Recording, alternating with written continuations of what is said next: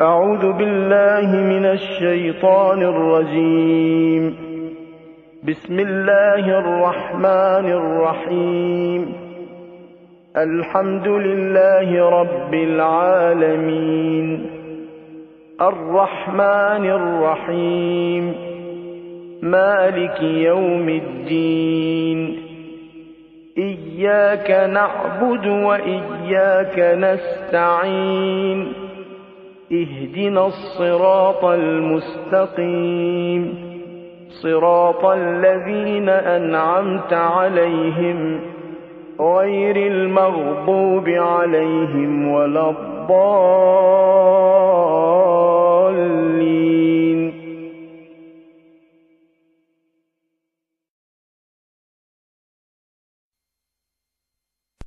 العالمين والصلاة والسلام على سيد المرسلين وآله الطاهرين ولعنة الله على أعدائهم أجمعين. أما بعد فقد قال الله الحكيم في محكم كتابه المبين. بسم الله الرحمن الرحيم.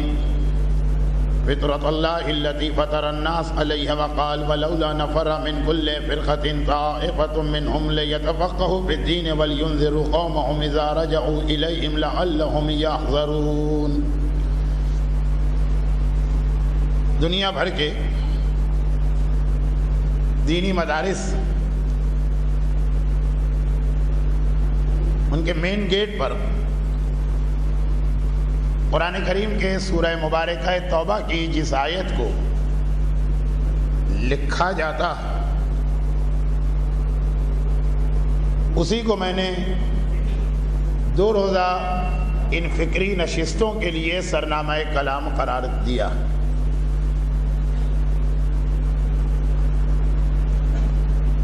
اور یہ لفظ جو میں نے استعمال کیا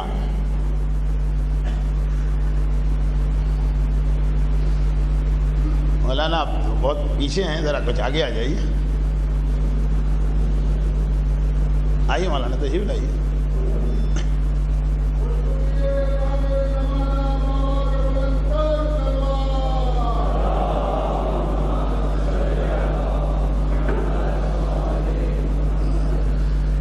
یہ لفظ جو میں نے استعمال کیا کہ علمی اور فکری نشست، تو اسی لیے میرے ذہن میں بھی یہ خیال تھا اور غالباً مردوں کی حد تک آنے والا مجمع بھی یہ سمجھ کے آ رہا تھا کہ یہاں کی گفتگو ذرا سے عام مجالس اور دروس سے ہٹ کے ہوگی. گرچہ جو موضوع مجھے دیا گیا ہے اس موضوع پہ اگر میں مجلس بھی پڑھتا تو اسی انداز سے، لیکن جب اسے خاص عنوان دے دیا گیا تو یہ شکایت یا کمپلین جو بعض خواتین نے کی وہ میری سمجھ میں نہیں آ رہی. میرے پاس تحریری صورت میں سب سے پہلا سوال مردوں میں سے کسی کا نہیں ملا، عورتوں کا. اس سوال کا میں جواب نہیں دوں گا لیکن سوال پڑھ دوں گا تاکہ آپ کو یہ اندازہ ہو جائے کہ جب آپ آخر میں سوال کریں تو کس انداز کے سوال کو میں نظر انداز کروں گا.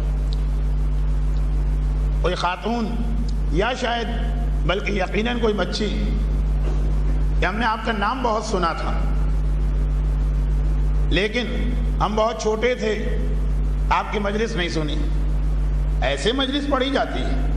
بڑی مایوسی ہوئی، اتنی دیر ہم بیٹھے بھی اتنی رات کو آ کر. تو بہرحال آپ کو نہیں بیٹھنا چاہیے تھا. اور میں نے شروع میں یہ بات اس لیے کہہ دی تاکہ خواتین جنہیں اس انداز کے درس کی شاید اتنی ضرورت نہیں، وہ اگر اس توقع میں آ کے بیٹھی کہ چلیں اب اس انداز کی بات ہوگی، اب ذرا آسان بات کی جائے گی، اب ذرا اس طرح سے گفتگو ہوگی کہ گھر جا کے ہمیں اسپرو وغیرہ نہ کھانا پڑے، تو یہ ان کی توقعات آخر تک پوری نہیں ہوں، اور ایسی خشک یا دماغ کو ہلا دینے والی گفتگو کی جائے گی۔ اس لیے ایک تو مجموعی اعتبار سے فکری نشست ہے، اور دوسرے عنوان بھی ایسا ہے۔ چنانچہ سوال اس میں کیا ہے؟ سوال تو یہ ہے نا کہ کیا ایسی ہی مجلسیں پڑھی جاتی ہیں، اور کیا آپ ایسی تقریریں کرتے تھے؟ نہیں، میں تو جو تقریریں کرتا تھا وہ خواب اور عذاب ہوتا تھا، وہ تو کل ان دونوں میں سے کوئی بات بھی نہیں آئی، لیکن بہرحال ایسا تھا کہ نہیں تھا، اسے رکھیے ایک طرف۔ اس انداز کے ذاتی اگر کوئی سوال پوچھے گئے تو مجھے برا قطعاً نہیں لگے گا۔ ہم لوگوں کی زندگی ویسے ہی بڑی خشک ہوتی ہے، کبھی ہمارا بھی ہنسنے کا دل چاہتا ہے، تو مومنین اور مومنات کے ایسے سوالات پڑھنے کی حد تک بالکل لطیفوں کا کام کرتے ہیں، لیکن اس سے مجھے اندازہ ہوا کہ شاید بعض سوالات کا اسٹائل یا نہج یہ بنے گی۔ اب رکھیے اس مسئلے کو ایک طرف، لیکن اس میں ضمنی طور پہ 2 اعلان میں نے کر دی۔ آج انشاءاللہ سوال و جواب کا سیشن ہوگا اور بھرپور ہوگا، لیکن ہر سوال کا جواب نہیں دیا جا سکتا۔ قرآن کریم نے ایک طرف تو خود انسان کی پیدائش کے حوالے سے ایک اصول دیا، اور یہ اصول بھی ہمارے معاشرے میں بہت ہی چلتا ہوا محاورہ بن گیا۔ اسلام دین فطرت ہے، ہر آدمی کہتا بھی ہے، جانتا بھی ہے، سمجھتا بھی ہے۔ فطرت اللہ التی فطر الناس علیہا، اللہ کی وہ فطرت جس پہ انسانوں کو پیدا کیا گیا۔ اور پھر وہ مشہور ترین حدیث رسول جو شیعہ اور سنی تمام علماء کے پاس موجود ہے، کل مولود یولد علی فطرت الاسلام ولکن ابواہ یحودانہ او ینصرانہ او یجوسانہ۔ اللہ ہر پیدا ہونے والے بچے کو فطرت اسلام پر پیدا کرتا۔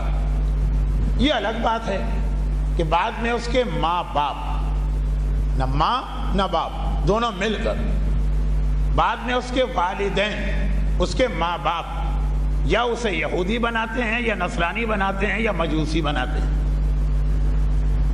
حدیث کا دوسرا حصہ تربیت اولاد کے حوالے سے میں نے بھی پورے اشرے اس پہ پڑھے، اور میں تو طالب علم اپنے علماء سے بھی سنا۔ پہلا حصہ، ہر پیدا ہونے والا فطرت پہ پیدا ہوتا، تو اسلام دین فطرت ہے، یہ بہت ہی مشہور محاورہ ہمارے یہاں پایا جاتا، یہ حقیقت بھی۔ اب رکھیے اسے ایک طرف، موضوع سے بہت گہرا تعلق ہے اس اصول کا۔ اس کے بعد آئیے سورہ توبہ کی آیت، کہ تقریباً ہر دینی مدرسے کے مین گیٹ پہ آپ کو کہیں نہ کہیں لکھی بھی نظر آئے گی، جس آیت کے حکم کی تعمیل میں دینی مدارس اور حوزہ علمیہ قائم کیے جاتے ہیں، جس آیت میں ذرا سا ڈانٹنے کا انداز ہے۔ مومنین بہت زیادہ گھبراتے ہیں ڈانٹ ڈپٹ سے، اللہ کی ڈانٹ تو برداشت ہو جائے، لیکن میری مجالس، وہ جو بچی ہے جب وہ کہہ رہی ہے کہ 5 سال پہلے اتنی چھوٹی تھی تو 16-17 کی ہوگی، جیسے مجلس پڑھی جاتی ہے وہ تو میں آپ کو بتا دوں کہ خاتون میری اہلیہ سے کہہ رہی تھی کہ کل رات کو ہمیں مولانا خواب میں نظر آئے، اور وہاں بھی اتنا ہی ڈانٹ رہے تھے جتنا امام باڑے میں ڈانٹا کرتے ہیں۔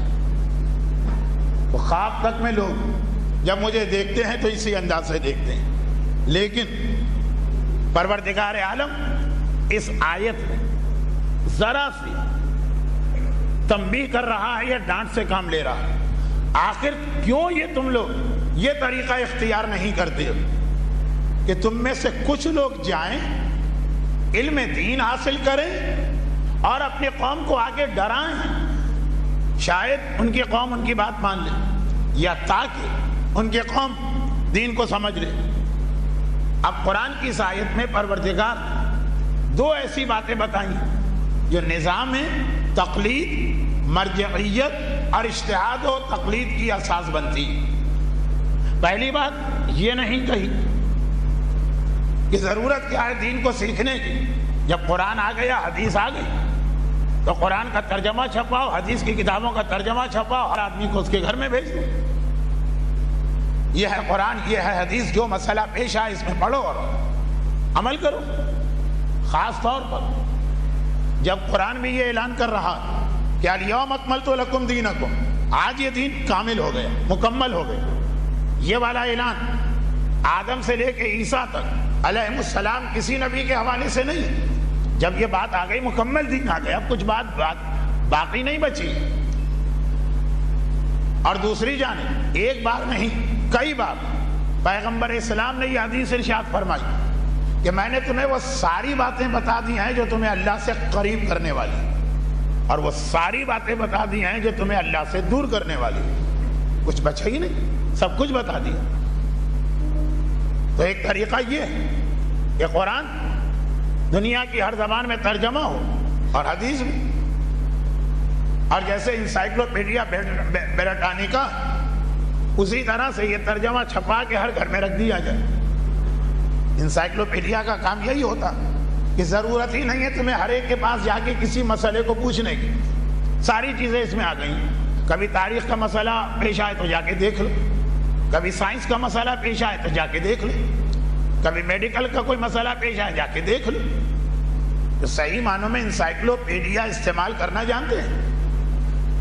تو اتنی بڑی انسائکلوپیڈیا تو ضرورت بھی نہیں. ایک قرآن حدیث کی 2, 3, 4 کتابیں, اور سی ڈی کا زمانہ آنے کے بعد تو جیب میں آ جائے پورا اسلام.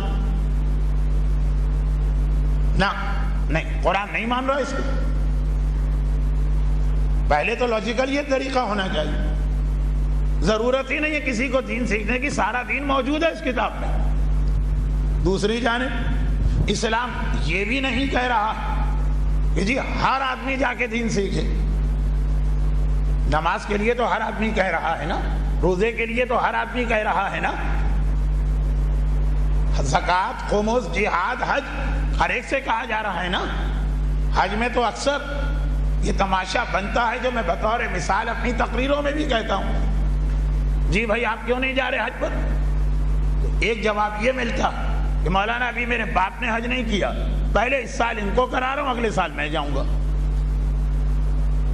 اب ایک جملہ مجھے اس وقت ایسا کہنا پڑ رہا ہے جو اس سے پہلے میں نے نہیں کہا, کیونکہ اب آیت اللہ ہے سیستانی کے مرجعیت کا زمانہ, اور حج سے پر جب ہم لوگوں نے سلسلہ شروع کیا تھا تو اس وقت یہ آیت اللہ خوئی کی تقلید تھی یا امام خمینی کی.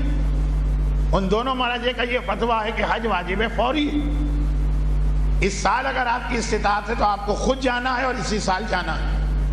آیت اللہ سیستانی نے فرمایا واجب تو ہے لیکن واجب فوری نہیں ہے, بعض شرائط کے ساتھ آپ اگلے سال جا سکتے ہیں.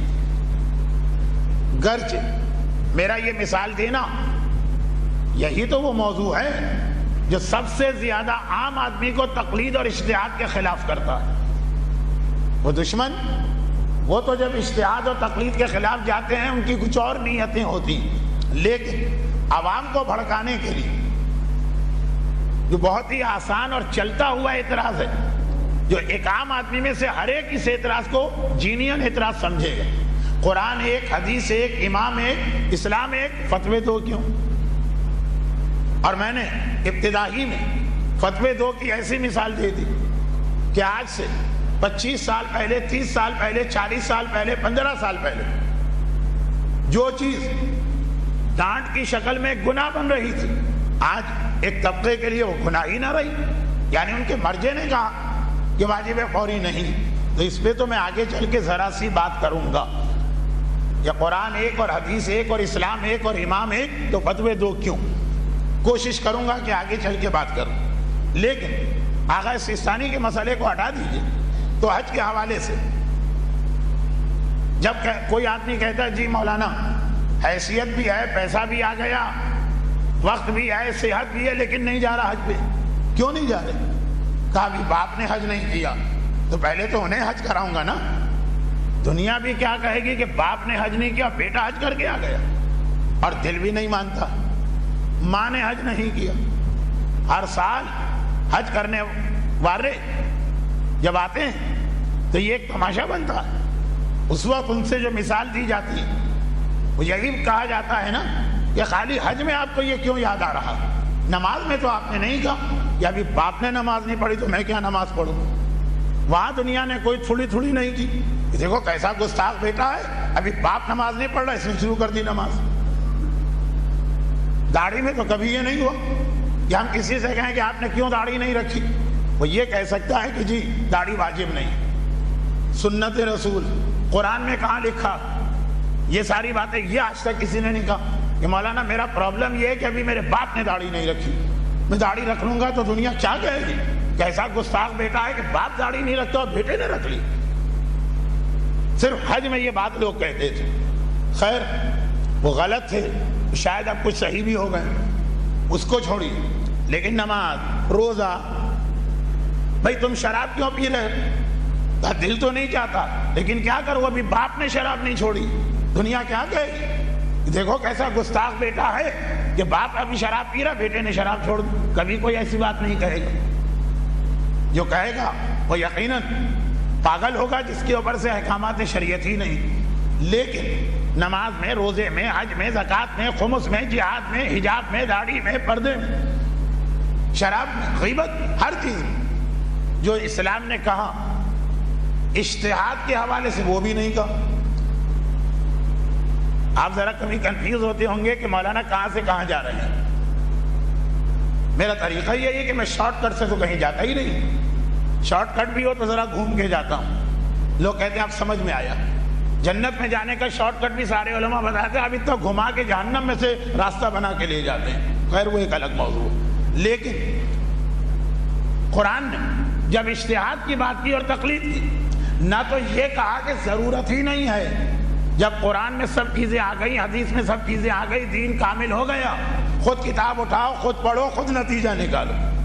اور نہ یہ کہا کہ جب نماز واجب ہے، روزہ واجب ہے، حج واجب ہے تو ہر آدمی جائے، یہ بھی نہیں کہا۔ وہ یہ بھی کہہ سکتا کہ جی ہر آدمی پہ واجب ہے کہ جا کے دین کو سیکھے، حاصل کرے اور عمل کرے۔ قرآن نے اسے بیچ میں رکھا، نہ ہر آدمی کی ذمہ داری ہے، نہ ہر آدمی سے یہ ساقط ہے۔ کچھ لوگ جائیں، دین سیکھ کے آئیں اور دوسروں کو بتائیں۔ تو خود یہ آیت اس بات کی دلیل بن رہی ہے کہ دین آسان ترین دین ہونے کے باوجود ماہ مبارک رمضان کے حوالے سے تو قرآن نے بار بار یہ پیغام دہرایا، حدیث میں بار بار یہ پیغام آیا کہ اللہ تمہارے لیے کوئی زحمت نہیں چاہتا، اللہ تمہارے لیے آسانی پیدا کرنا چاہتا۔ روزے کی جو آیتیں ہیں، مسافر پہ روزے ساقط ہیں، فی الحال بات کی قضا چھوڑیں، مریض پہ روزے ساقط ہیں، تو یہی تو آیت ہے، یرید اللہ بکم الیسر ولا یرید بکم العسر۔ اللہ آسانی دیتا، مشکل نہیں، لیکن یہ دین آسان ہونے کے باوجود کچھ ہے اس کے اندر جسے جا کے سیکھنا پڑے گا، اور وہ اتنا مشکل ہے کہ ہر آدمی سیکھ بھی نہیں سکتا، ورنہ اتنا آسان ہوتا تو قرآن سبھی سے کہتا جاؤ۔ یہی اجتہاد اور تقلید کے حوالے سے ہمارے یہاں ایک دلیل عقلی بھی بنتی کہ سب سے یہ کہنا کہ جا کے سیکھو، تو اگر 2-4 کتابیں نام ہوتا دین کا، اتنا تو ہر آدمی سیکھ لیتا، یا دین اتنی آسان چیز ہوتی۔ دین عمل میں آسان ہے، لیکن عمل کی منزل پہ آنے سے پہلے سمجھ میں، اگر اتنا آسان ہوتا تو ہر ایک سے کہا جاتا اس میں کوئی قباحت نہیں تھی. جیسے بہت سے لوگ جنہیں پتہ ہی نہیں ہے کہ دین ہے کیا، قرآن ہے کیا، حدیث ہے کیا، وہ سمجھتے کہ اتنی آسان چیزیں ترجمہ پڑھیں گے ہر آدمی سمجھ جائے گا. یعنی ان کے خیال میں احکامات اسلام اور شریعت اتنی آسان چیز ہے کہ جیسے ایک ٹیبلٹ کھاتا ہے آدمی، ساری بیماری چلی جاتی ہے. نہیں، ٹیبلٹ کی مثال غلط دے دی، پوپائیدہ سیلر کی مثال کیوں نہ دوں؟ بڑا کمزور ہے، کچھ بھی اس کے پاس طاقت نہیں ہے، ایک ڈبہ اس کی جیب میں، اس میں کوئی پالک بھری ہوئی ہے، اس نے ایک ڈبہ کھایا، آنن بانن اتنا طاقتور ہو گئے. میں تو خالی اگر اس کے ایکشن بنانا چاہوں تو کوئی ہڈی توڑ بیٹھوں گا. لیکن لوگ سمجھتے ہیں اسلام بھی ایسا ہی ہے. کوئی ایک آدھ ڈبے میں، ایک آدھ گلاس کے اندر، ایک آدھ چائے کی پیالی میں پی لیا، پورا ایک آدھے گھنٹے میں پورا اسلام سمجھ میں آ گیا. تو سوال یہ کہ پھر اجتہاد کی ضرورت کیا ہے جب اتنا آسان ہے؟ پوپائیدہ سیلر کی طرح سے ایک چھوٹے سے ٹن کے اندر پورا اسلام آ جاتا. تو یہ اجتہاد، یہ مرجعیت، یہ 80 سال علماء کا حوضے میں رہنا، یہ 1200 سال سے حوضے کا ایک سلسلہ مسلسل چلنا، لیکن نہیں ہے ایسا. بُعِثْتُ بِشَرِيَّةٍ سَهْلَةٍ، پیغمبر کہتے میں آسان ترین شریعت دے کے بھیجا گیا ہوں، لیکن عمل میں آسان، سمجھنے میں تو بہرحال اس کا وقت لگے گا. اب پھر میں اپنی پرانی بات کو 2 جملوں کے ذریعے مکمل کر کے آج کے موضوع پہ جاؤں. پہلی بات وہی جو اب تک میں نے بات کہی اس کو 2 جملوں، کہ دین اتنا آسان نہیں ہے. تبھی کہا گیا کہ کچھ لوگوں کو جانا ہے اور اتنے جلدی سمجھ میں بھی نہیں آتا. تبھی کہا گیا کہ سب کو نہیں جانا ہے، ورنہ پورے معاشرے کا نظام درہم برہم ہو جائے گا. معاشرہ چلانے کے لیے ڈاکٹر بھی چاہیے، انجینئر بھی چاہیے، اکاؤنٹنٹ بھی چاہیے، ایڈمنسٹریٹرز بھی چاہیے، بیوروکریسی، سول ہو کے ملٹری، یہ سب بھی چاہیے. تو نہ اتنا آسان ہے کہ ہر آدمی جا کے سیکھے، اور نہ اتنے جلدی سمجھ میں آ سکتا ہے کہ ہر آدمی اپنا ٹائم دے سکے. چنانچہ ضرورت پڑی اس مسئلے کی کہ کچھ سیکھیں اور دوسرے ان کی بات پہ عمل کریں. جو سیکھ کے آئے اس کو مجتہد کہتے ہیں، جو عمل کرے اسے مقلد کہتے ہیں. لیکن ایک بات اور سمجھ لیجیے، اور وہ یہ کہ میرا موضوع دور جدید میں اجتہاد کی اہمیت. اس کا مطلب یہ نہیں ہے کہ دور قدیم میں اجتہاد کی اہمیت نہیں تھی. ہر دور میں اجتہاد کی اہمیت رہی. ایک جملہ میں اور کہہ دوں، بعض لوگ شاید یہ سمجھتے ہوں گے کہ یہ اجتہاد تو سارا مسئلہ اس لیے پیدا ہوا کہ چونکہ امام غائب ہیں، ہمارا ان سے کوئی کسی قسم کا رابطہ نہیں، تو ہم مجبور ہو گئے. اگر امام ہوتے، ہو سکتا ہے کوئی یہ سمجھ رہا ہو، اگر امام ہوتے تو ضرورت نہیں تھی اجتہاد کی. جائیں ڈائریکٹ امام سے بات پوچھیں. جو کل میں نے جنوں کے حوالے سے بات کی کہ جب ہمارے معاشرے میں اتنے بزرگ اور بڈھے بڈھے جن بھیجے جا رہے ہیں، کوئی بھیج رہا ہے تو وہ بھی آخر میں جہاں تک لے جانا چاہتے ہیں وہ عوامی غلط فہمی کہ جی اگر ایسا آدمی ہم کو مل جائے جو براہ راست امام سے ملاقات کر رہا ہے تو اجتہاد کی ضرورت کیا؟ اس سے پوچھیں گے وہ بتا دے گا. غلط فہمی، یہ غلط خیال. اجتہاد کا نظام اس مجبوری کی وجہ سے نہیں بنا کہ چونکہ غیبت کبریٰ میں امام سے رابطے ختم ہو گئے اس لیے کچھ تو دین کا کام چلانا ہے، دین پہ عمل کرنا نہیں.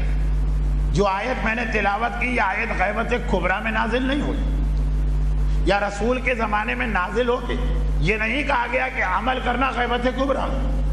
جب آئی تو رسول موجود ہیں اور آیت فوری عمل والی آیت ہے. پورے 11 امام جب تھے جن میں منبر کوفہ پہ دعوی سلونی کرنے والے میرے مولا سے لے کر 11ویں امام تک جو حدیث کی نامکمل کتابیں مکمل کروا رہے ہیں، اس وقت بھی اجتہاد کا نظام چل رہا تھا.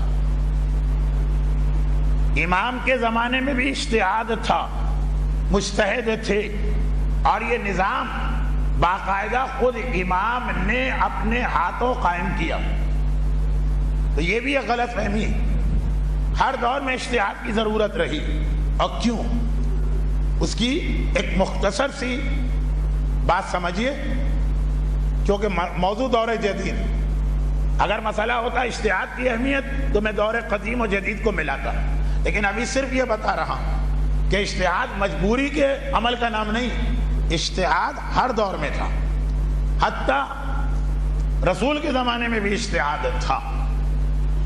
اسی لیے ہمارے یہاں ایک اصطلاح کہ وہ اجتہاد حرام ہے جو نص کے مقابلے میں ہو. یہ لفظ آپ نے سنا بہت ہوگا، نص. اس کا مطلب اکثر لوگوں کو نہیں معلوم. نص قرآن کے ترجمے کا نام نہیں، حدیث معصوم کے ترجمے کا نام نہیں. سمجھانے کا وقت نہیں ہے، بات بہت لمبی ہو جائے.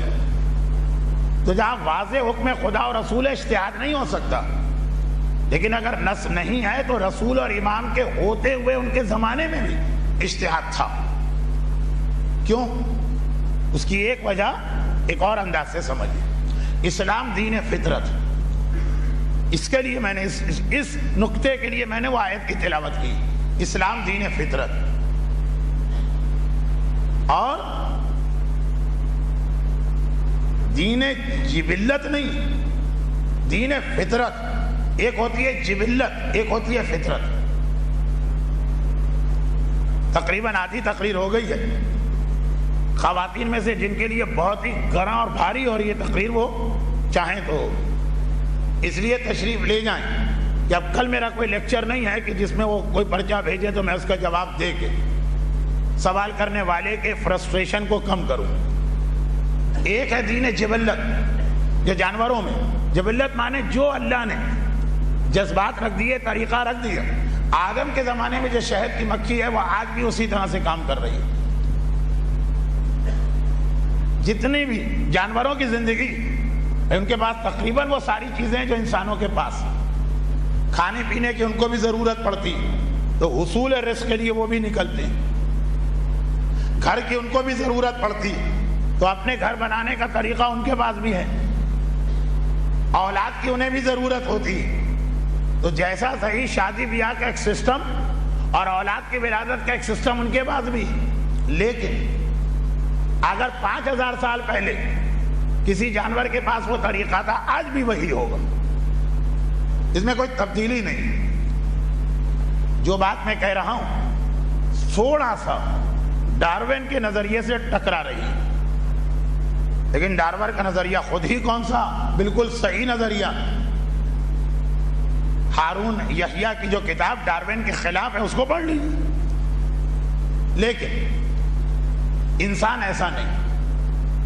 انسان کو پروردگار نے جبلت نہیں دی ہے، فطرت دی. اور فطرت اسے کہتے ہیں جو ہمیشہ ترقی چاہتی ہے. چنانچہ یہ نہیں ہے کہ جہاں ہمارے دادا پردادا آدم کے زمانے کے لوگ جس مکان میں رہتے تھے آج بھی وہی مکان، جو غذا وہ کھاتے تھے آج بھی وہی غذا. انجیر کے 2 پتوں سے جو اپنا بدن ڈھانکتے تھے آج بھی وہی 2 پتے ہیں. یقیناً دنیا زیادہ ترقی کر کے مردوں کے لیے فقط ایک چھوٹے سے کپڑے تک محدود ہو گئی ہے اور عورتوں کے لیے زیادہ سے زیادہ 2 کپڑے، لیکن وہ انجیر کے 2 پتے نہیں ہیں. خلاصہ یہ کہ فطرت ہے، فطرت ہمیشہ ترقی چاہتی ہے. اور ایک بات اور یاد رکھیں، جو چیز فطرت میں ہے اس میں ترقی بھی ہوگی اور اس میں زحمت بھی ہوگی. یہ بعض لوگ کہتے ہیں یہ فلاں کام اتنا مشکل ہے تو فطرت میں شامل ہے، اسے آسان ہونا چاہیے. کھانا فطرت میں شامل ہے، لیکن کھانے کا انتظام کرنے کے لیے آدمی کو کوشش کرنا پڑے گا. فطرت ترقی چاہتی ہے. یہ ترقی لباس کی حد تک بھی ہوئی، مکان کی حد تک بھی ہوئی، غذا کی حد تک بھی ہوئی، علاج و معالجے کی حد تک بھی ہوئی، ہر چیز میں ہوئی. لیکن جو سب سے اہم چیز انسان کے پاس ہے وہ نہ غذا ہے، نہ لباس ہے، نہ مکان ہے، نہ شادی بیاہ کا سسٹم ہے. یہ سب تو جانوروں کے پاس بھی ہے. وہ ہے عقل. اور عقل بھی ترقی چاہتی ہے. عقل کی ترقی کا نام اجتہاد ہے.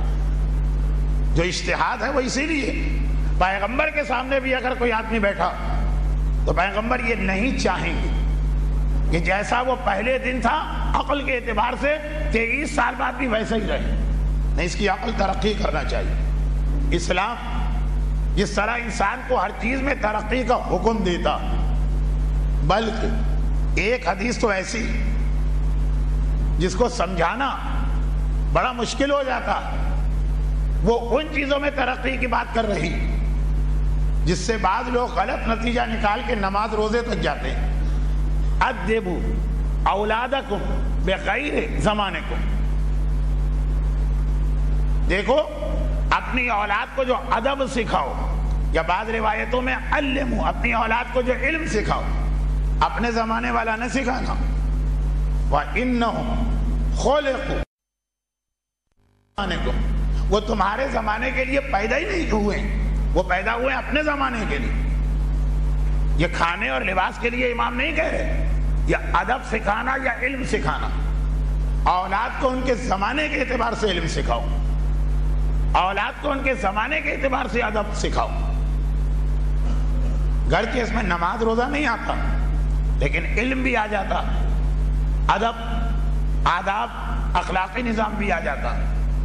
اب میں اس کی تشریح میں جا نہیں رہا ہوں، لیکن ذرا بھی مسئلے مسائل کو جاننے والے کو معلوم کہ ایک بڑی تعداد میں مراجع، میں موجودہ مراجع کے فتوے کی بات نہیں کر رہا، اوورآل وہ پیش نماز کے لیے یا امام جماعت کے لیے خاص طور پر، لیکن ہر گواہ کے لیے جب یہ کہتے ہیں کہ اس کا عادل ہونا ضروری، گواہی اسلام میں فقط عادل کی چلتی، تو اکثر مراجع کے یہاں عادل کسے کہتے ہیں؟ جو گناہ کبیرہ بھی نہ کرتا ہو، صغیرہ بھی نہ کرتا ہو، یا صغیرہ پہ اصرار نہ کرتا ہو، اور خلاف مروت کام بھی نہ کرتا ہو. گناہ کبیرہ تو سمجھ میں آ گئے، گناہ صغیرہ بھی سمجھ میں آ گئے. یہ خلاف مروت کیا چیز؟ یہ ہیں ایسے افعال و اعمال جو اسلام میں حلال ہوں گے، لیکن جس زمانے میں یہ عالم سانس لے رہا، اس زمانے میں عام اسلامی ماحول میں اس کو برا سمجھا جاتا. ٹھیک ہے، ہو سکتا ہے کہ مرحوم آیت اللہ خوئی کے ہاں ذرا سا اس تعریف میں اختلاف ہو، آیت اللہ سیستانی کچھ اور تعریف کرتے ہوں، لیکن ایک اوورآل بہت ہی مشہور، عادل ہونا چاہیے. مجتہد کو بھی عادل ہونا چاہیے، مرجع کو بھی عادل ہونا چاہیے، امام جماعت کو بھی عادل ہونا چاہیے، نجاست طہارت کی گواہی دینے والے کو بھی عادل ہونا چاہیے، چاند کی رویت کے بارے میں بولنے والے کو بھی عادل ہونا چاہیے. پورا اسلامی نظام ہی عادل پہ ہے، اور عادل اسے کہتے ہیں جو باقی چیزوں کے علاوہ اکثر مراجع کی نگاہ میں خلاف مروت کام نہ کرتا ہو. چنانچہ اگر کسی زمانے میں ہوٹل میں بیٹھ کے چائے پینا برا سمجھا جاتا تو چاہے اسلام میں یہ حرام نہ ہو، لیکن عادل کو یہ کام چھوڑنا پڑے گا، ورنہ وہ عادل نہیں رہے گا. اور ٹھیک 30 سال کے بعد اگر ہوٹلوں میں چائے پینا برا نہیں سمجھا جاتا، ایک عام سی چیز بن جاتی ہے، اب اگر وہ جا کے چائے پیے تو عادل رہے گا. اور 30 سال پہلے اگر وہ ہوٹل میں اسی ہوٹل میں چائے پیتا تو وہ عادل نہیں رہے گا. وہ جو مولا کی ایک حدیث ہے نا، اپنی اولاد کو ان کے زمانے کے اعتبار سے ادب سکھانا. اب یہ بات بہت بڑھتی جا رہی ہے، لیکن سب کا خلاصہ ایک جملہ، اسلام ترقی کا قائل. اب شریعت کے جو اہم واجبات و حرام وہ بالکل سیٹ ہے قیامت تک کے لیے.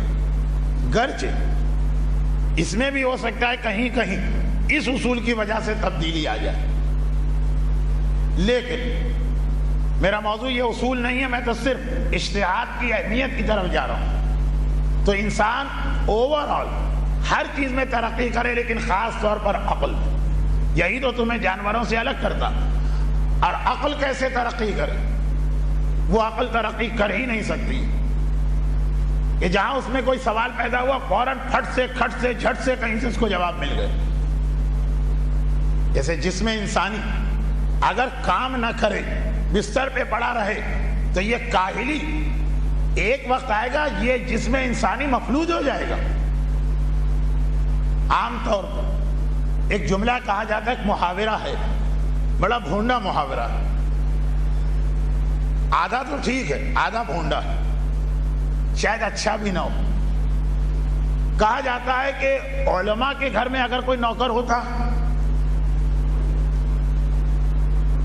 اور اب علماء کے ساتھ کون، اور طوائف کے گھر میں اگر کوئی نوکر ہوتا، یہ دونوں بڑے سست اور کاہل ہوتے ہیں۔ کیوں؟ کہا اس لیے کہ دونوں کے عقیدت مند اتنے ہوتے ہیں کہ وہ اپنے نوکر سے کوئی کام بھی کہتا ہے اس سے پہلے جھٹ سے دوسرے لوگوں کو کام کر دیتے۔ قبلہ ہمیں بتائیے، ہم بھی آپ کے لیے چائے لا رہے ہیں، پانی لا رہے ہیں، جوتیاں لا رہے ہیں۔ خیر اب تو ماحول بہت بدل گیا ہے، علماء کو جوتیاں ماری جاتی ہیں، لیکن عقیدت مندوں کے یہاں بھی یہی حالت، نوکر کاہل ہو جاتے، انہیں کوئی کام ہی نہیں کرنے دیتا۔ وہ آئے کام کے لیے لیکن اس سے پہلے ہی عام آدمی حرکت میں آ جاتا۔ کوئی آدمی 20 سال اپنے ہاتھ کو کوئی حرکت ہی نہ دے گا، ہاتھ اس کا پیرالائز ہو جائے گا، فالج ہو جائے گا۔ لیکن اس سے زیادہ یہ عقل کا مسئلہ، اگر عقل کو ہم یہ اصول دے دیں، تمہیں کچھ سوچنے کی زحمت ہی نہیں گوارا کرنا، جو سوال چاہیے کھٹ سے تمہیں جواب مل رہا، وہ عقل ناکارہ ہو جاتی ہے۔ دیکھیے ہم بزرگوں کا جوانوں پر ایک اعتراض ہر دور میں رہا۔ میرے بزرگ مجھ سے یہ بات کہتے تھے، آج میں یہی بات اپنے بیٹے سے کہتا ہوں، اور یقین ہے کہ 20 سال یا 15 سال بعد بیٹا یہی بات اپنے بیٹے سے کہے گا۔ وہ عقل کے حوالے سے نہیں، وہ ہے عادت کے حوالے سے۔ میرے والد کا تو بہت پہلے انتقال ہو گیا، میں 8 سال کا تھا، لیکن اور خاندان کے بزرگ یا ٹیچر ہمیں ٹیبلز یا پہاڑے یاد کراتے تھے، 2 3 4 5 کے تو یاد ہوتے ہیں۔ 10 کا پہاڑا مجھے بہت پسند تھا، 11 کا بہت پسند تھا۔ 17 پہ جا کے ذرا گاڑی اٹکتی تھی، 19 بھی ذرا مشکل لگتا تھا، اور کہتے تھے کیا ہو گیا ہے تم لوگوں؟ ان کو 2.5 کا پہاڑا اور 2.25 کا پہاڑا اور 3.25 کا پہاڑا بھی معلوم تھا۔ بالکل کاہل ہو گئے۔ آج جو پہاڑے میں کر لیتا تھا، 5 کے 7 کے 9 کے اپنے بیٹے سے کہتا کیلکولیٹر اٹھاتا ابھی جواب دے رہا ہوں، زبانی اس کو کچھ یاد ہے۔ اور آئندہ کی نسل اس سے بھی زیادہ کاہل ہونے جا رہی ہے۔ ضرورت ہی نہیں، کیلکولیٹر ہے، کمپیوٹر ہے، سب کچھ ہے، یہاں تک تو پھر بھی چل جائے گا۔ یہ یاد کرنا نہ کرنا یہ تو میموری ہے، لیکن عقل جس کا کام ہے مجہول سے معلوم کی طرف، معلوم سے مجہول کی طرف جائے، سوچنے کی صلاحیت ختم ہو جائے۔ اگر کب؟ اگر آدمی کو کسی چیز کی زحمت ہی نہ ہو، جو سوال اس کے ذہن میں آیا پھٹ سے کسی نے جواب دے دی۔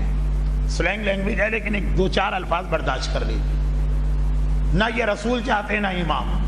چنانچہ عقل انسانی کو ترقی ملنے کا بہترین طریقہ اجتہاد ہے۔ جواب ہر چیز کا رسول کے پاس، لیکن اسے سوچنے کا موقع ہمارے پاس۔ عجب یہ ہر ایک آدمی کے لیے ممکن نہیں، ہر ایک کے پاس اتنا ٹائم نہیں ہوتا، ہر ایک کے پاس اتنی صلاحیت نہیں ہوتی، لیکن اپنے اصحاب میں جو سلیکٹڈ لوگ نظر آتے ہیں انہیں اسی انداز سے جواب ملتا۔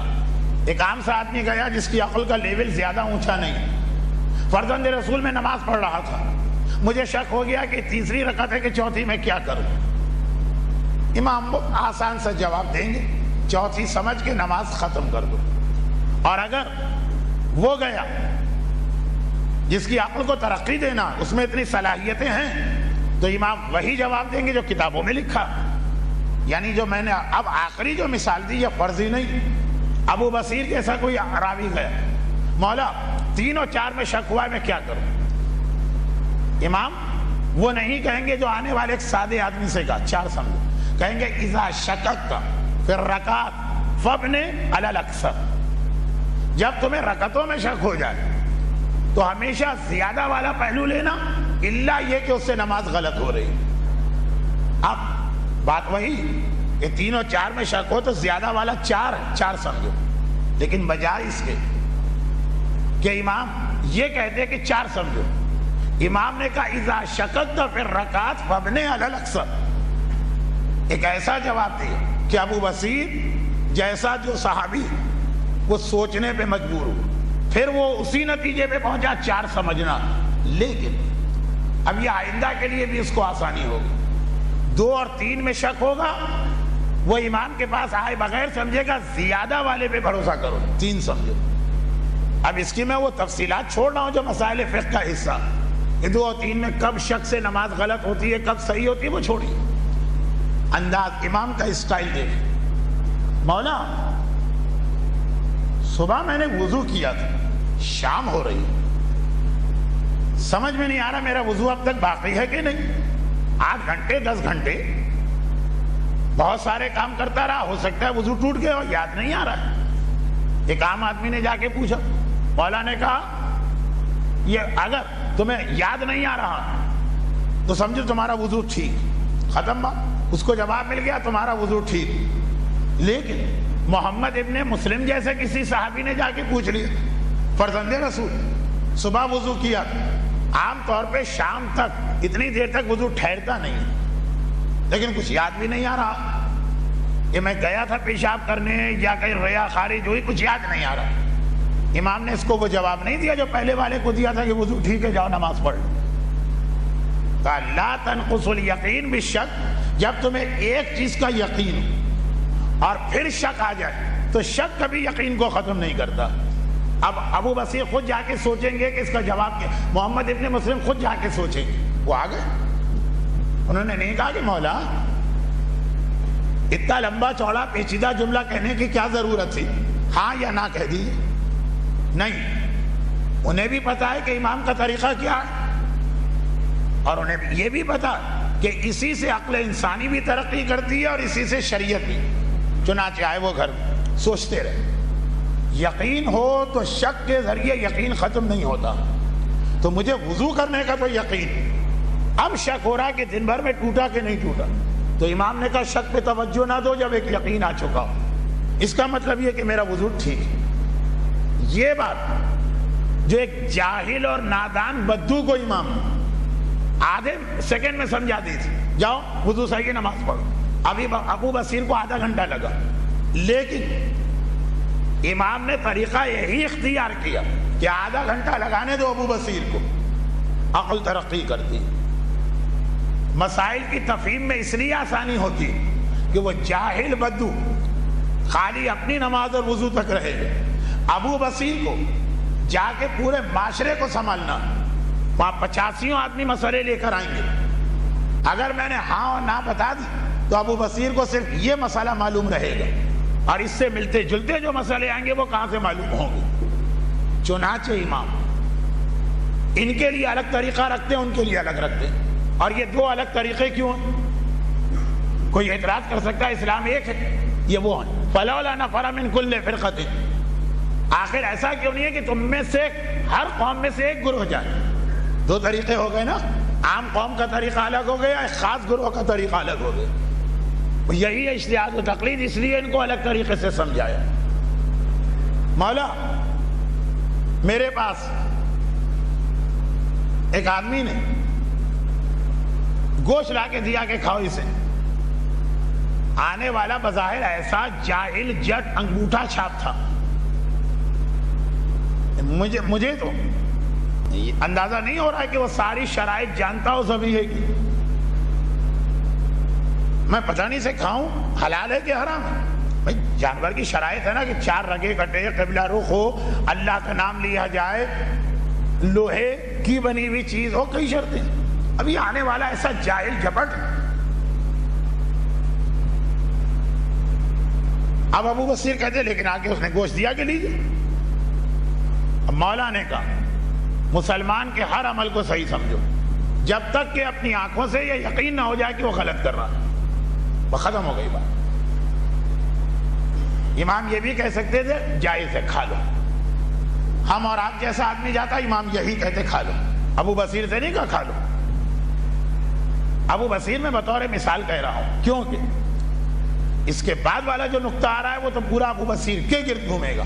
یہ امام کے ایک بہت ہی عظیم صحابی، یہ وہ صحابی ہے جن کو دیکھ کے امام نے کہا لولا امثال ہؤلاء لدرست آثار النبوہ، اگر ابو بصیر جیسے میرا ساتھ نہ دیتے تو نبوت کے سارے آثار و محنتیں ختم ہو جاتی۔ ایک امام غیر معصوم کو یہ خراج تحسین پیش کر رہا۔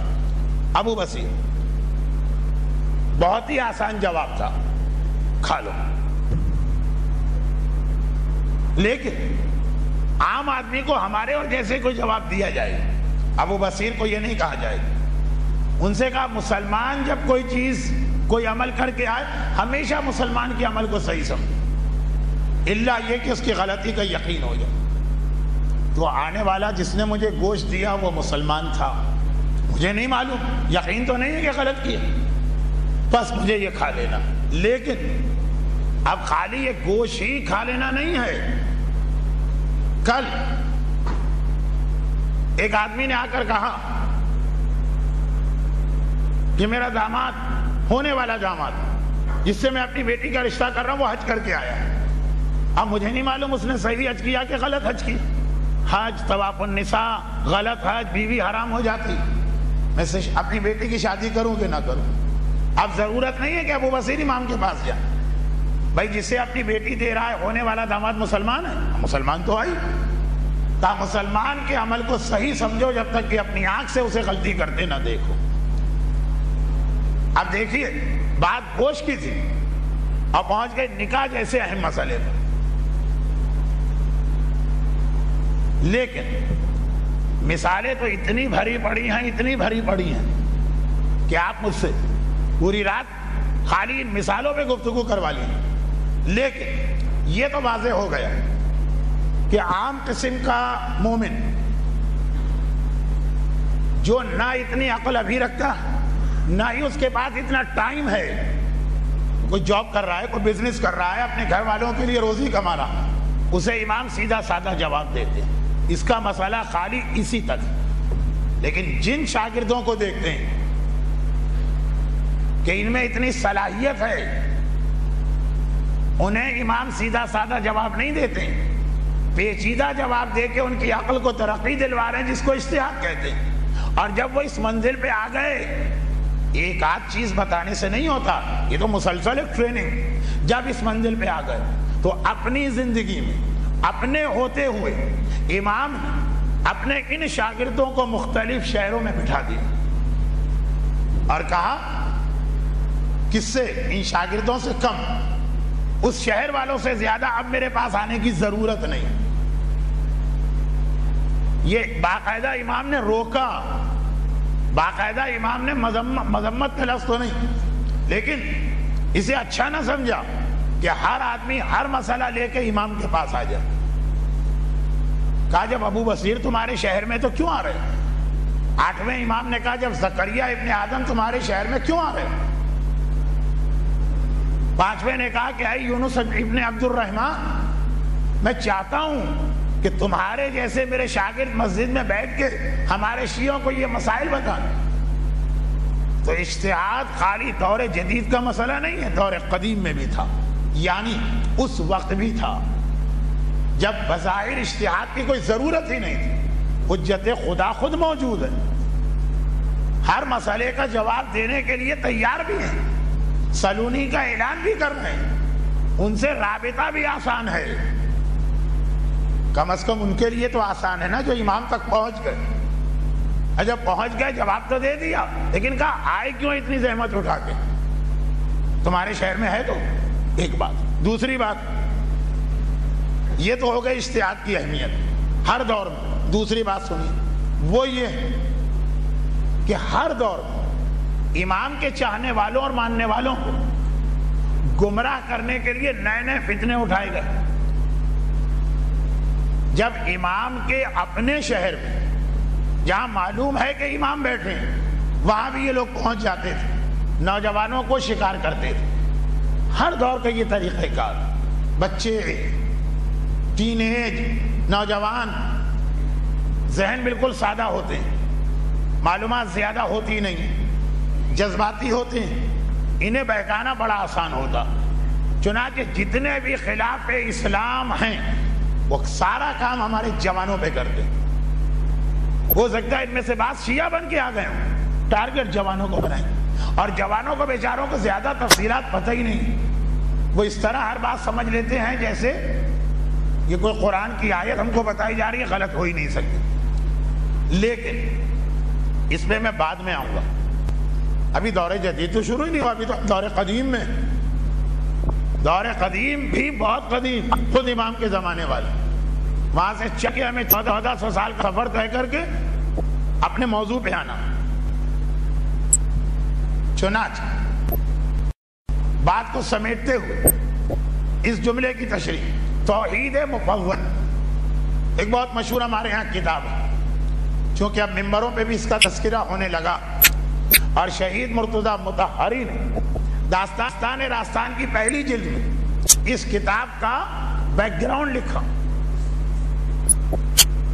میں نے بھی کئی دفعہ اپنے دروس میں یہ بات بتائی، یہ ان چند واقعات میں سے ہے جو میرے درس میں آ گیا، جبکہ اس کا تعلق نہ خواب سے ہے نہ عذاب سے۔ وہ یہی تو ہے نا کہ امام موجود ہے اور امام کا اپنا شہر مدینہ ہے، چھٹے امام اپنی شہرت کے اعتبار سے تمام مسلمانوں کے نزدیک ایک متفقہ چیز بن گئے تھے۔ یہی وجہ کہ ہمارا نام بھی جعفری اور فقہ جعفریہ پڑھ گئے، سب مانتے تھے، ان کی علم میں کوئی شک نہیں، امام کا علم ہر ایک کے نزدیک طے شدہ تھا۔ جب تاریخ کو چھپانے والے، بدلنے والے، رات کو دن اور دن کو رات ثابت کرنے والے شبلی نعمانی نے ان تک نے یہ جملہ لکھ دیا کہ جی ابن تیمیہ نے جو یہ کہا کہ امام ابو حنیفہ چھٹے امام کے شاگرد نہیں ہو سکتے کیونکہ وہ عمر میں زیادہ، تو شبلی جیسا متعصب آدمی کوئی حقیقت کتنی بڑی ہوگی کہ متعصب بھی مان رہا، وہ لکھتا کہ یہ ابن تیمیہ کی گستاخی ہے، ابو حنیفہ جتنے بھی بڑے ہیں امام سے ان کو کیا نسبت۔ سیرت النعمان میں جملہ ہے، میں تفصیل میں اس لیے نہیں جا رہا ہوں، بہت زیادہ بات پھیل جائے گی، ہر آدمی جانتا ہے کہ یہ امام کون، پھر بھی ان کے شر میں آنا، اور آنے کے بعد نوجوانوں کو بہکانا شروع کر دیا، کوئی اللہ نہیں۔ اب دلیلوں پہ دلیل، مفضل گھبرائے ہوئے آئے، مولا معلوم ہے آپ کو ایک گروہ آیا ہوا ہے جو یہ کام کر رہا، ایسے گروہوں کا طریقہ یہی ہوتا ہے، کانا پھوسی، کوئی اللہ نہیں۔ کسی نے کہا کوئی کربلا نہیں ہوئی، ہم نے اپنے ملک میں یہ تماشے دیکھے، کسی نے کہا کوئی اجتہاد و تقلید نہیں ہے، اخباری ہے، اور ڈور ٹو ڈور کان سے کان تک کنونسنگ ہوتی ہے، سارے علماء غلط، سب غلط، کوئی اللہ ہی نہیں۔ لیکن مولا مسئلہ یہ ہے کہ میری معلومات اتنی نہیں ہے کہ میں ان کا جواب دوں، اور آپ اگر جائیں گے تو بالکل اپنی بات سے پھر جائیں گے، بولیں گے نہیں کچھ۔ امام نے کہا تو مجھے جانے کی ضرورت نہیں، تم بیٹھو، میں تمہیں ان کی ساری دلیلوں کا جواب دیتا ہوں۔ 4 دن امام نے بیٹھ کے توحید پہ 4 ڈیفرنٹ اینگل سے بات کی۔ ایک دن تو جسم انسانی کو موضوع بنا لی، سر کے بالوں سے پیر کے ناخن تک ہر چیز گواہی دے رہی کہ اللہ ہونا چاہیے، آنکھیں ایسی کیوں، ناک ایسی کیوں، اور کان ایسا کیوں۔ ایک چیز ہوتی ہے پیٹرن ڈیزائننگ، اس میں یہی سارے سوال ہوتے ہیں نا، یہ ٹیشو کا ڈبہ چوک، وہ امام اصول بتا رہے ہیں، آنکھیں 2 کیوں ہیں 1 کیوں نہیں، ناک کا رخ نیچے کی طرف کیوں اوپر کیوں نہیں، کارخانوں کی چمنیاں تو اوپر لگائی جاتی ہیں تو آدمی کی چمنی اوپر کیوں نہیں۔ اب ایک ایک چیز سے امام سمجھا رہے ہیں۔ ایک دن خالی جانوروں کی دنیا دیکھی امام، گھوڑا ایسا اور شیر ایسا اور چیتا ایسا اور مکھی ایسی اور ہر چیز خدا تک۔ ایک دن یونیورس، سورج اور چاند اور ستارے اور سیارے، ایک دن جمادات، زمین اور مٹی اور پتھر اور ہیرا، امام نے سمجھایا۔ اتنا ان کو ٹریننگ دے دی نے، اعتراضات کے جواب کی، اب تم جاؤ۔ لیکن اب وہ جو 4 دن کا امام کا ڈسکشن تھا وہ ایک کتاب میں آ گیا، توحید مفوض۔ خود انہوں نے بتایا کہ امام نے مجھ سے کیا کیا کہا، لیکن بات یہ تھی جو مجھے کہنا، امام ہیں اور امام کے اپنے شہر میں آنا کتنی بڑی ہمت اور جسارت تھی ان لوگوں کی، اور پھر آ کے نوجوانوں کو بہکانا۔ البتہ طریقہ وہی، امام نظر آ جائیں گے چپ، دائیں آئیں بائیں شائیں کہہ کے وہاں سے اٹھ جائیں گے، اور جہاں امام ذرا ہٹے وہی نوجوانوں کو بہکانا شروع کیا، یہ غلط، وہ غلط، وہ غلط، وہ غلط، وہ غلط۔ جو امام کے زمانے میں امام کے شہر میں فتنہ و فساد پھیلا رہے ہیں اور شکوک پیدا کر رہے ہیں، تو جہاں امام نہ ہو وہاں وہ کیا چھوڑیں گے نوجوانوں کو؟ اور اگر اس زمانے میں ہی امام آنکھوں کے سامنے نہ ہو، تین باتیں میں نے کہی، ایک تو امام کا زمانہ ہے اور امام کا شہر ہے، جب وہاں انہوں نے نہیں بخشا تو دوسری منزل کے امام کا زمانہ ہے تو، لیکن امام ہے مثلا مدینے میں اور ان لوگوں نے کام شروع کر دیا کوفے میں۔ اور تیسرا یہ کہ جب امام ہی پردہ غیبت میں تو جو اس زمانے میں نہیں چھوڑ رہا صحیح شریعت کو تو آج کیسے چھوڑے گا؟ اب نہ ہر جگہ امام جا رہے ہیں اور نہ ہی یہ لوگ امام کے سامنے ایسی بات کر رہے ہیں۔ اب امام نے یہ جو نظام اجتہاد بنایا، ان کی یہ دوسری ذمہ داری ہو گئی کہ تمہارا کام لوگوں کے مسائل کو بھی حل کرنا، اور فتنہ و فساد کی لہریں جب چلے تو لوگوں کو بتانا ہے حق کہاں ہے باطل کہاں۔ ہر آدمی نہیں سمجھ سکتا، تو کل والی مثال تھی اس کا ایک جملہ جذباتی لوگوں کے لیے۔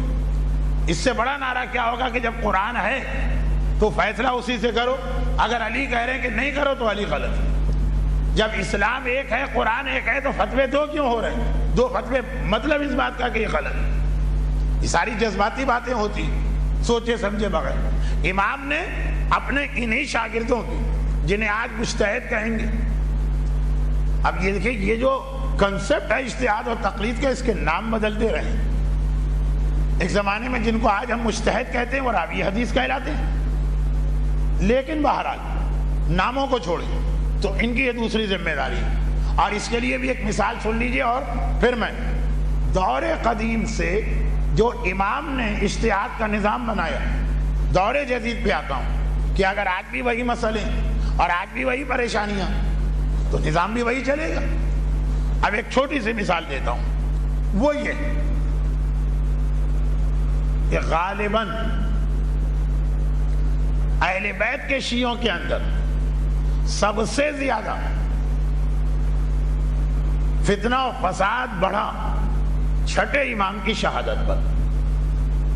شیعہ آپس میں، یہ اب اپنے گھر کی بات ہے، جیسے آج کل بہت سارے مسئلے ہمارے اندر لوکل ایشوز، چاہے وہ مرجعیت کے حوالے سے ہو، چاہے وہ عزاداری کے حوالے سے ہو، چاہے کسی اور، ہمارے اپنے اندر کے مسئلے سرکل میں، یہ زمانہ غالباً سب سے زیادہ سخت ترین اور خطرناک ترین تھا چھٹے امام کی شہادت اور ساتویں امام کی امامت۔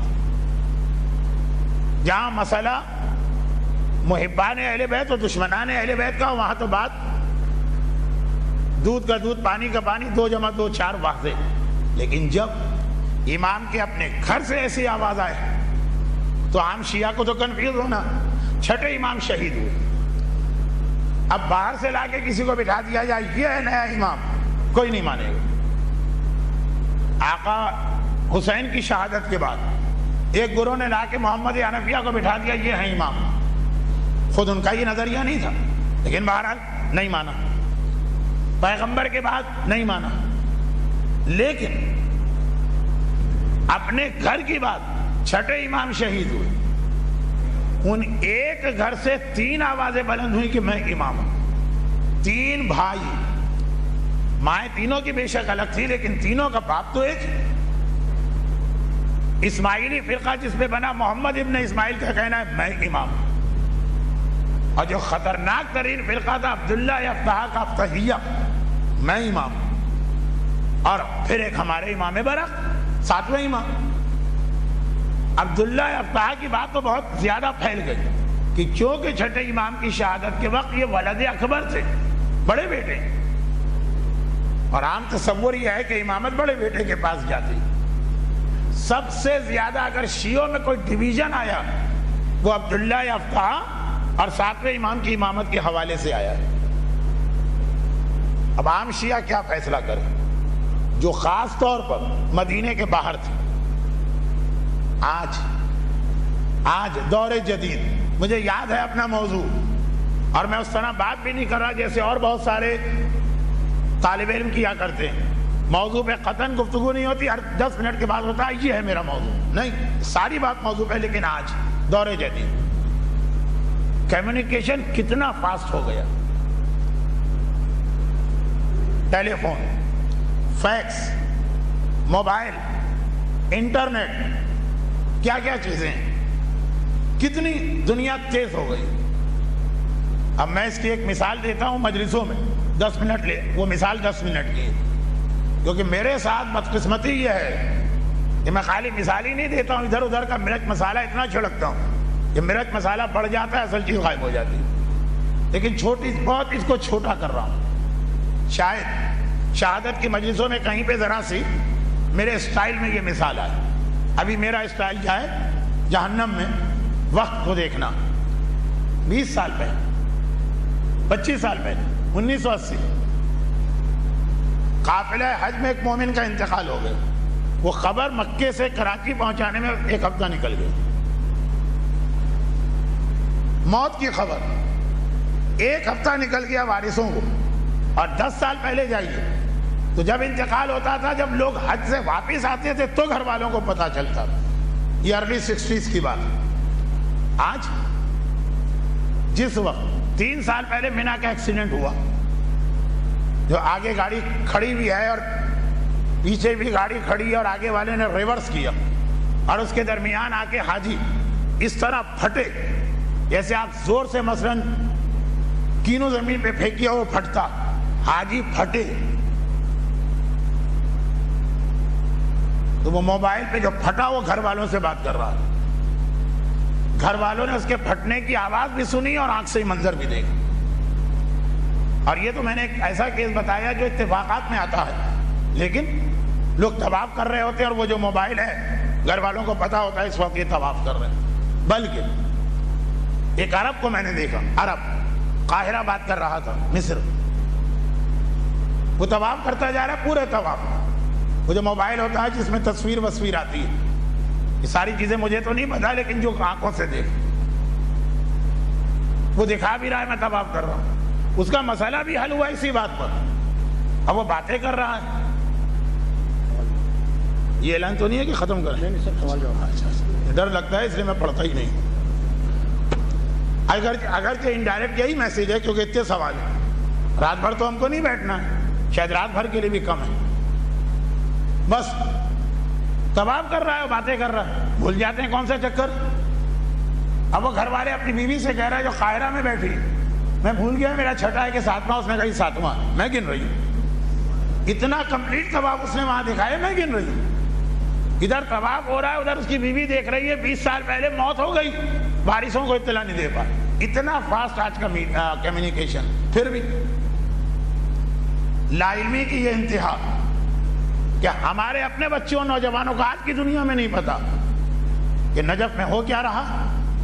آیت اللہ سیستانی کی مرجعیت کس انداز سے، مقتدی صدر کا قضیہ کیا تھا، رہبر آیت اللہ خامنائی نے کس طرح سے خاص ڈیلیگیشن بھیجا کہ جاؤ اور جا کر آیت اللہ سیستانی سے ملاقات کرو اور خاص انہیں پیغام دو کہ عراق کے سارے معاملات آپ کے حوالے، آپ آبرو ہیں اس وقت نجف کے حوزے کی اور ہمیں ساری امیدیں آپ سے وابستہ ہیں.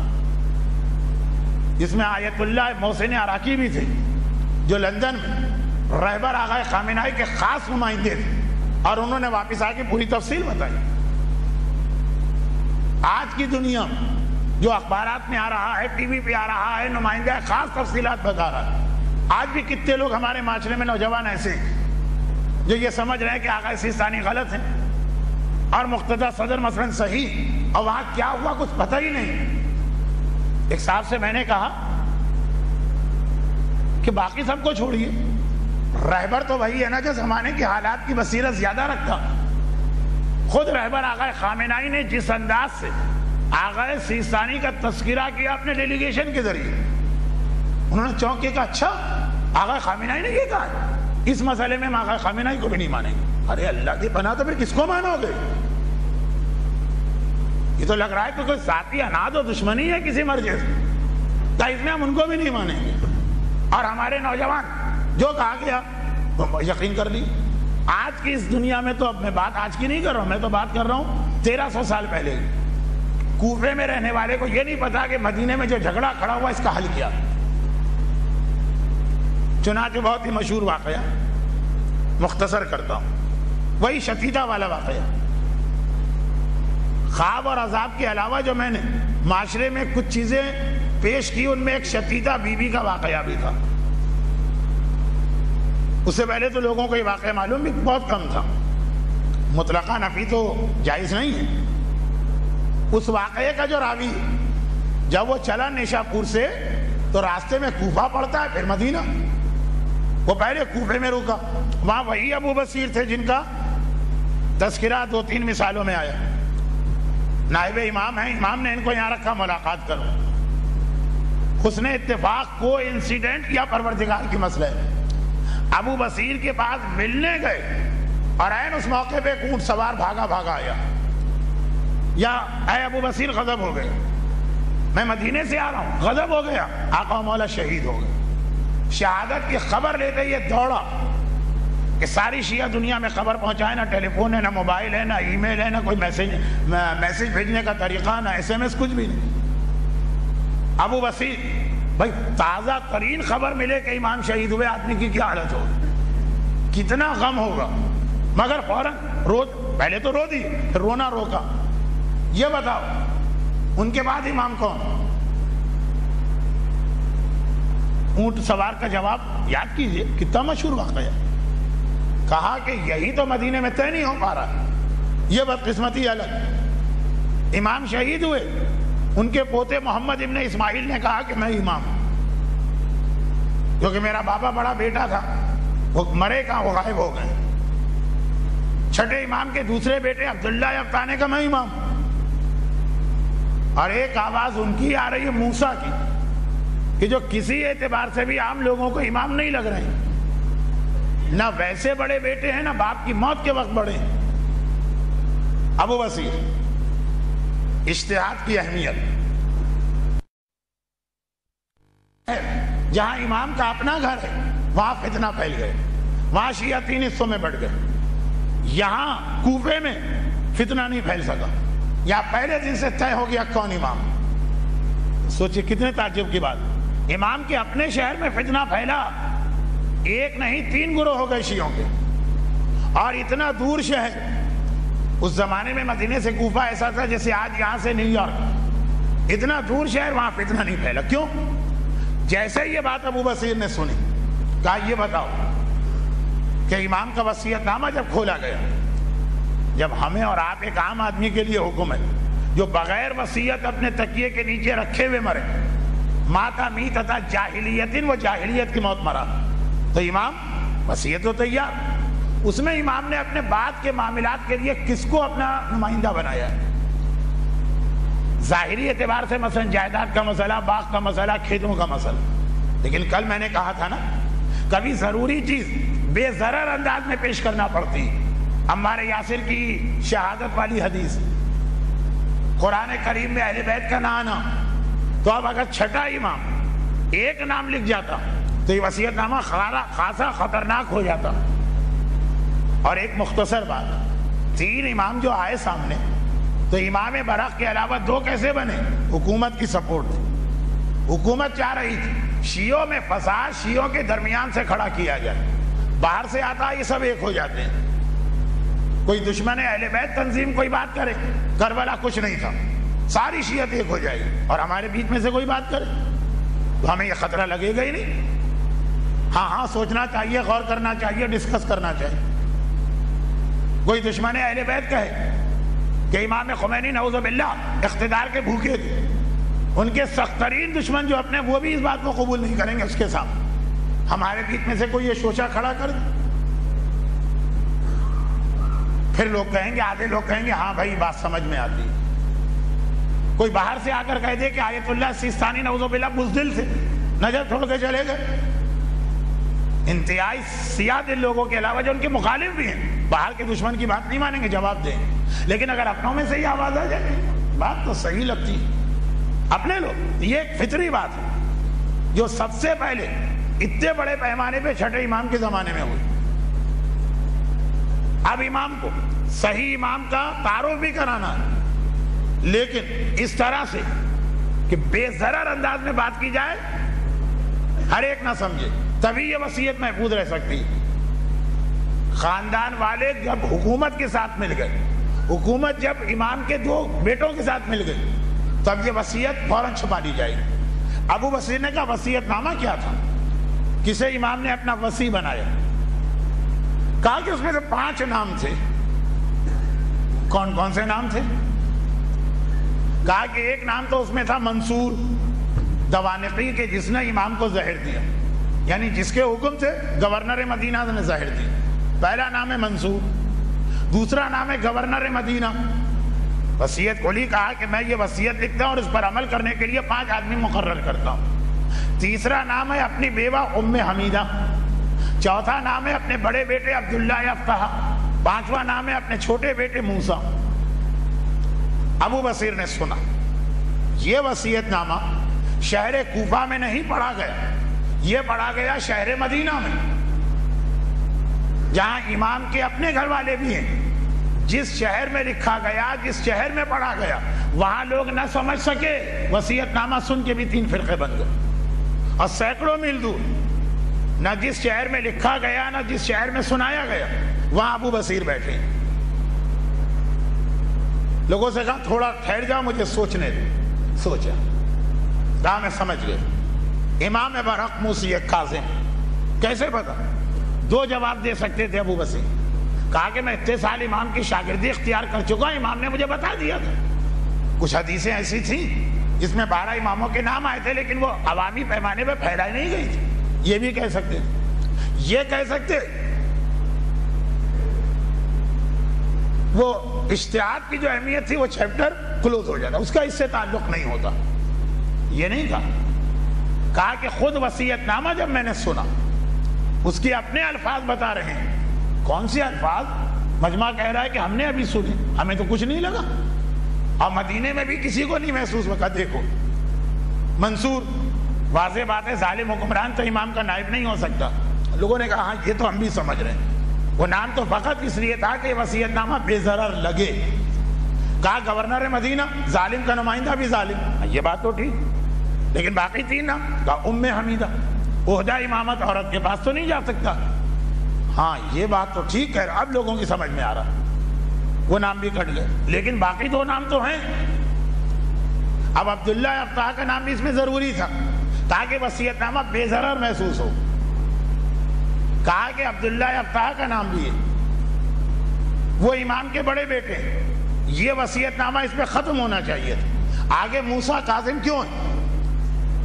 بڑے بیٹے کے ہوتے ہوئے چھوٹے بیٹے کا نام کیوں آیا؟ پھر ایک رسول کی بہت پرانی حدیث کا حوالہ دی کہ اگر بڑے میں کوئی خرابی ہو تو امام چھوٹے کے پاس جاتی. اب امام یہ تو نہیں لکھ سکتے کہ عبداللہ میں خرابی، لیکن عبداللہ کے ساتھ ان کے چھوٹے بھائی کا لکھ رہا. ابو بصیر کہہ رہے یہ دلیل اس بات کی ہے کہ بڑے میں خرابی ہے، تب چھوٹے کا نام بھی آیا. تو 5 میں سے 4 کٹ گئے، موسیٰ کاظم بچے. اور آج ہم جانتے ہیں کہ اس سے بڑا حق اور صداقت کچھ تھا ہی نہیں. لیکن مدینے کے لوگ اسی وصیت نامے سے نہیں سمجھ پائے، جو امام کا سارا زمانہ آنکھوں سے دیکھیں. اور ابو بصیر سمجھ گئے جو کافی عرصے پہلے کوفے آ کے کوفے کو سنبھالے ہوئے. کیوں؟ مدینے کے لوگ اجتہاد کی منزل پہ نہ تھے، بس امام سے کام کی بات سنتے تھے، ہاں اور نہ، جائز اور ناجائز، حلال حرام چلے جاتے تھے. اور ابو بصیر حلال و حرام سن کے نہیں آتے تھے، انہیں ٹریننگ دے کے بھیجا گیا تھا اجتہاد کی. چنانچہ وہ صلاحیت لوگوں کے مسئلے حل کرنے میں بھی آئی، اور وہ صلاحیت فتنہ و فساد سے، خاص طور پر جو قوم کے اندر کا فتنہ اس سے بچانے کے لیے بھی آئی. جب 1300 سال پہلے امام کے زمانے میں بھی اجتہاد کی یہ 2 ذمہ داریاں بنی، تو دور جدید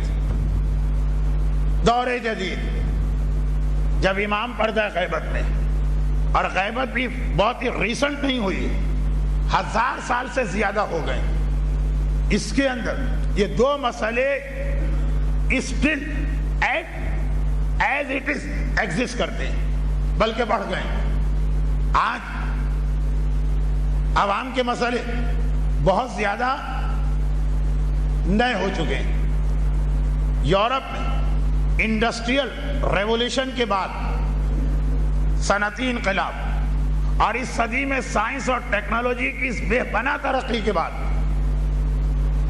اب تو اتنے زیادہ نئے نئے مسئلے آئے. سنیے، رکعتوں کا شک کوئی نیا مسئلہ نہیں تھا، وضو ٹوٹ گیا کہ نہیں یہ کوئی نیا مسئلہ نہیں تھا. جب اس کے اندر امام ہاں یا نہ کے بدلے اصول اجتہاد بتا رہے ہیں تو آج تو نئے نئے مسئلے اس تیزی سے سامنے آئے.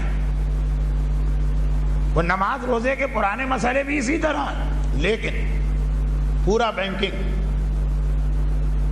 میڈیکل سائنس کی ترقی، میڈیکل سائنس کی ترقی نے اتنے سارے مسئلے پیدا کر دیے. ڈونیشن آف آرگن، اعضاء کا عطیہ، ٹیسٹ ٹیوب بیبی، مختلف دواؤں میں الکوہل کا استعمال، مختلف دواؤں کا سور سے بنایا جانا. جیسے ایک مشہور ہے کہ انسولین بعض اوقات سور سے بنائی جاتی ہے، سور کے لبلبے سے، پینکریاس. میڈیکل سائنس کی ترقی بھی، فزیکل سائنس کی ترقی تو 250 سینکڑوں مسئلے، خود میڈیکل سائنس کی ترقی. اکنامی جو دنیا کی جس انداز سے بھی چل رہی، جب وضو اور غسل جیسے مسئلوں میں بھی اجتہاد کی ضرورت تھی، تو آج تو دور جدید میں ایک دنیا ہی نئی ہمارے سامنے آئی. اور اب بات یہاں نہیں رکے گی. اخبارات میں کل پرسوں میں کوئی خبر دیکھ رہا تھا کہ چاند کی زمین باقاعدہ فروخت ہونے لگی. ابھی تک تو بات صرف یہ تھی کہ ایک کمپنی سامنے آئی ہے جو سولجر بازار میں 40-40 لاکھ کے فلیٹ بیچ رہی ہے اور محفل مرتضیٰ میں 80-80 لاکھ کے. اب چاند کی زمین بک رہی ہے. پیش رفت، ابھی تو سلسلہ بہت آگے جا رہا ہے. وہ وضو غسل کے مسئلے بھی آج اسی طرح ہیں جیسے پہلے تھے. پہلے زمانے کے لوگوں کے وضو ٹوٹتے تھے تو آج بھی لوگوں کے وضو ٹوٹتے ہیں. وہ اسٹیل کے بنے ہوئے نہیں ہیں کہ نہیں ٹوٹے گا. وہ مسئلے ایز اٹ از ہیں، اور اس میں پتہ نہیں کتنے ہزار ٹن کے نئے مسئلے آ گئے. اجتہاد نہ ہو تو کیسے کام چلے گا؟ ایک ہی طریقہ رہے گا کہ آپ کہہ دیں کہ پرانی چیزوں کے علاوہ ہر چیز حلال ہے، ہر چیز حلال ہے. اگر بینک میں سود ہے تو وہ بھی حلال ہے، اور اگر سور ہے تو وہ بھی حلال ہے. ہر چیز حلال ہے. اسلام سے ہی نکل جائے گا. ضروریات دین میں شامل ہے کچھ چیزوں کی حرمت نئے انداز سے آنے لگی. اور ابھی میں نے کہا ابھی تو جسٹ بگننگ ہے کہ انسان کا قدم چاند پہ پہنچا. ابھی تو پتہ نہیں کہاں کہاں خلاؤں میں جائے گا. یہ مسئلے کون حل کرے گا؟ نعوذ باللہ، میں توہین کی نیت سے نہیں کہہ رہا ہوں، لیکن اجتہاد کی مخالفت کرنے والے کہتے ہیں سب سے بڑی دلیل ضرورت کیا؟ ہمارے پاس حدیث کی 4 کتابیں، اس کا ترجمہ پڑھے، ہر آدمی ہر مسئلہ حل کر.